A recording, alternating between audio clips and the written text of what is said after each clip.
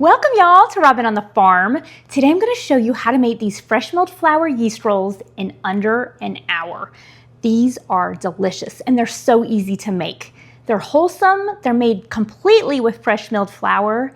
You won't believe how soft and fluffy and yummy they are. Today I'm using hard winter white wheat for this recipe, but you can use any combination of whole grains that you want. I've had this wheat stored in my food storage since 2003. I milled up 500 grams or 2 2/3 cups of wheat berries for this recipe using my NutriMill Classic grain mill that I've also had since 2003.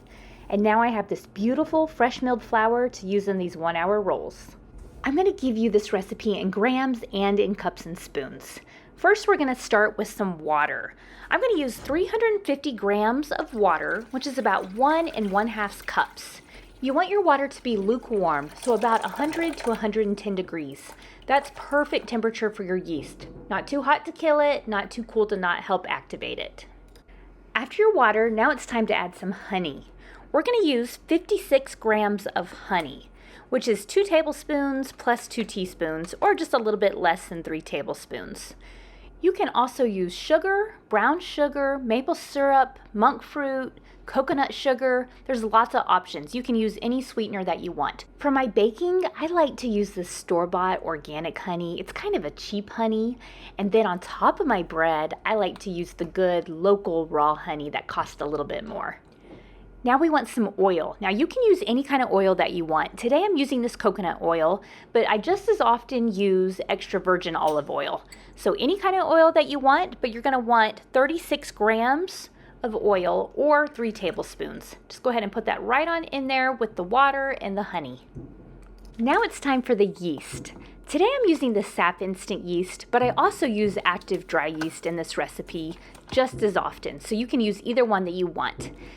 I keep my yeast in the freezer and I get it out right in time to make bread, and it'll last forever that way. We want 5 grams or 1 1/2 teaspoons of yeast. Now it's time to add the fresh milled flour. I milled up 500 grams of wheat berries, which equals 500 grams of fresh milled flour. That was 2 2/3 cups of berries, and milled up, it's about 4 1/2 cups, just a little bit less than 4 1/2 cups of fresh milled flour. So just go ahead and add that right on into your mixing bowl. The next 2 ingredients are totally optional, but I really recommend them. First, I'm going to use some Vital Wheat gluten. The Vital Wheat gluten is great for strengthening your dough, improving the texture. It also enhances the rise and reduces the crumble of your fresh milled flour breads. I'm using 4 grams of Vital Wheat gluten, or 1 1/2 teaspoons for this recipe. Now I'm going to add some dough enhancer, and this is totally optional too, but this is great to improve the texture and the volume of your fresh milled flour breads, so you'll get a softer, fluffier bread. So even though the Vital Wheat gluten and the dough enhancer are optional, I think they really improve my breads. I'm adding 5 grams of dough enhancer, or 1 1/2 teaspoons, to this recipe. I keep both the Vital Wheat gluten and the dough enhancer in my freezer, just like the yeast. They'll work well past the best by dates if you keep them in the freezer. And our very last ingredient for these 1-hour fresh milled flour rolls is the salt. I love this Redmond's real salt. It's definitely my salt of choice in my baking. This is an ancient fine sea salt. I'm going to use 9 grams of this salt, which is 1 1/2 teaspoons. Now, you don't have to use this kind of salt. You can use any kind of salt that you want. Just be sure to add some salt or your rolls are not going to taste good. And that's everything that we need to make these fresh milled flour rolls. Now it's time to get this going in the mixer. I'm using my Bosch Universal Plus mixer today. I love this mixer. It has an 800-watt motor, which is absolutely fantastic for working with fresh milled flour. So I'm going to go ahead and get this going. My dough has been kneading just for about a minute or 2, just long enough to mix up really well. And I always like to check on my ball of dough at this point. It's looking really good. It's tacky, not too sticky. It's not too wet looking. It's not stuck to the bottoms or anything like that of the bowl. So if yours looks like this, it's perfect. If it's a little bit too wet, go ahead and add maybe another 1/8 of a cup more of your fresh milled flour and get it to look a little bit more like this. So many things influence how much flour and water you need. The temperature, humidity, just so many things. The weather outside. So it can differ day to day, even if you measure in grams exactly. So this is what I like mine to look like. I'm going to go ahead and let this continue kneading for a total of 8 minutes, and I will show it to you when it's done. This should be easy to handle, and this is exactly what I'm looking for. It's been exactly 8 minutes, and I'm gonna go ahead and check out my dough. Look at this. Oh, this is so nice. I love this dough. Okay, for my 1 hour rolls, I do not really care about window pane. I never check for window pane when I'm making these rolls. But just so you can see what this dough is like, let's see. I'm almost to window pane. It's breaking a little bit, so it's not quite what I would consider a really great window pane. But if I let this go another minute or two, it would be at window pane. So if you want to check for window pane, you can. But for my 1 hour rolls, I don't care. I always set this for 8 minutes and I let it knead and then I'm done. All right, now it's time to go ahead and shape this dough into rolls. Look at this gorgeous dough for our 1 hour rolls. Now I just got this dough out of my mixing bowl. It just finished kneading. So I'm not gonna let this dough rise right now. I'm gonna go ahead and shape it into rolls. Now this one is nice. It's tacky. It's not too sticky. I can definitely work with it. It's manageable. I can stretch it. It's really nice. If you find that yours is a little bit too sticky at this point to divide up and shape into rolls and to handle like this, a good trick is to oil up your hands and the work surface. That works really well. I like doing that better than flouring because then your dough won't get dried out. For these rolls, I'm going to use my 9 by 13 inch cast iron baking dish. I love this cast iron piece. It's fantastic for cakes, casseroles, and especially my rolls. I love cast iron because it doesn't have any of those non-stick sprays or coatings to get into our foods. So I oiled it up with a little bit of olive oil. I poured about a tablespoon of olive oil into this and I just rubbed it all around with a paper towel just like this, and it's oiled up really well. You can tell it's shiny. Now I'm going to go ahead and divide this into 12 rolls. I'm going to take my bench cutter tool. I'm just going to start dividing it up. Now you can get out your kitchen scale if you want to and make them all perfectly even, but I'm not gonna do that. To get 12 rolls, I like to divide it into 4 pieces and then I divide each of these into 3 pieces.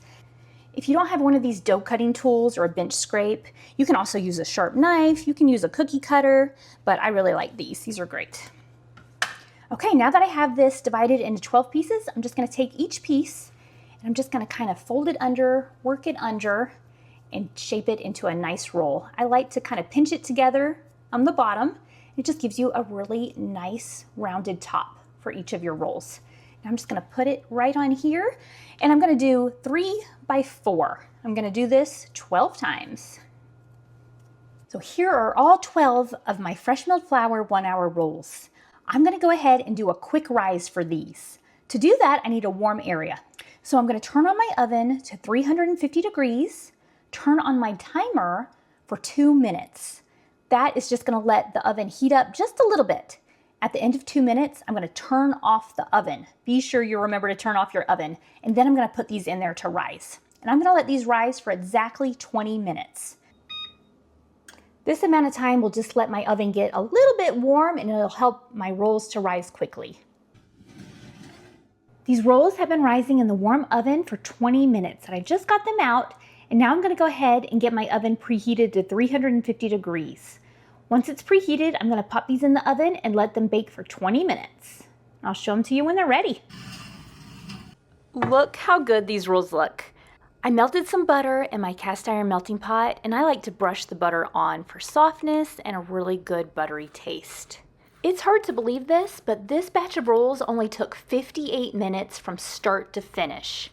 It took about 5 minutes to mill the flour and measure the ingredients into the bowl, 8 minutes to knead the dough, about 5 minutes, or really less than, to divide and shape them into rolls, 20 minutes to rise, 20 minutes to bake, and we're at 58 minutes from start to finish. And now we have these gorgeous, delicious fresh milled flour rolls. This is also a recipe that you can easily double, triple. You can make lots of rolls in under an hour. Now it's time to check out one of these rolls.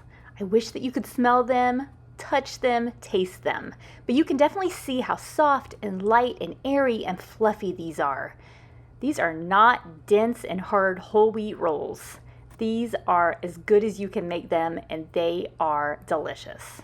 I love eating fresh milled flour breads because they actually make me feel good. We know that they're so high in nutrition and so good for us, but the real test and the real proof to me is how good I feel when I eat things made with fresh milled flour. I made ham and cheese sliders out of this batch of 1 hour fresh milled flour rolls. These are delicious. I'll leave the recipe down in the description if you want to make these. I like to store my breads in these organic beeswax bread bags. It's a great, natural, and plastic-free way to keep your breads fresh. I'll leave the printable recipe for these fresh milled flour 1 hour rolls and the link to our handmade beeswax bread bags down in the description, and you can also find them on my website, robinonthefarm.com. Thanks so much for being here with me on Robin on the Farm. Try these rolls out. I know you're gonna love them. I'll see you next time. Robin's in the kitchen, dough beneath her hands, wheat from the fields and eggs from her land. Sunlight through the window, a warm golden glow. She's working hard to make that dough. With flour on her apron, loving each need, ground wheat fresh.